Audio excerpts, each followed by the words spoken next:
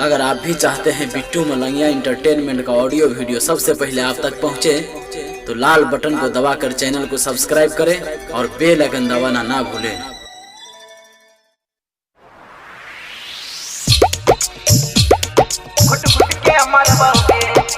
Music by Krishna Raj. अखन अपने सब सुन रहे छी बिट्टू मलंगिया इंटरटेनमेंट के।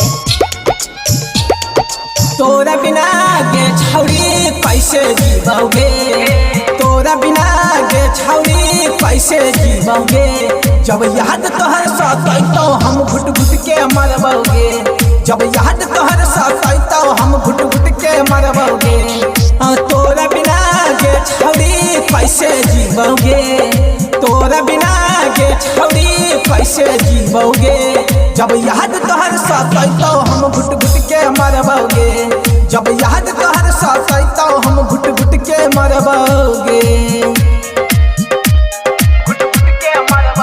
अखन अपने सब सुन रहे छी बिट्टू मलंगिया इंटरटेनमेंट के।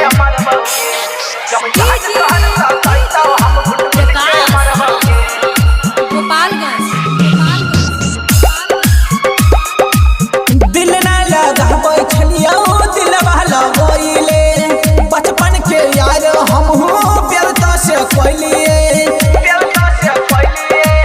दिल ना लगाबै छलियो दिलवा लगोइले, बचपन के यार हमहू प्यार से कोइलिए। तोरा बिना गे छौरी कैसे जीवोगे, तोरा बिना गे छौरी कैसे जीवोगे। जब याद तोहर सताई तो हम घुट घुट के मरबोगे, जब याद तोहर सताई तो हम घुट घुट के मरबोगे।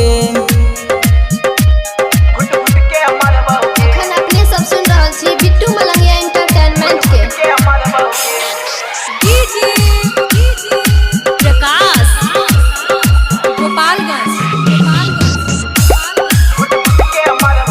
छोड़ी के जाइबे छौरी हो जाइबो पागल, क्या कर देखी के जीवो आँखी के काजरा।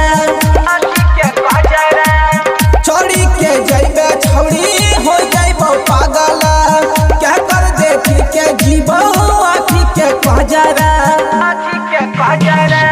तोरा बिना गे छौरी कैसे जीवोगे, तोरा बिना गे छौरी कैसे जीवोगे।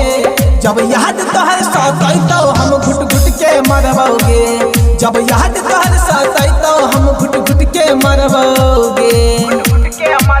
MRS music studio Amarpur.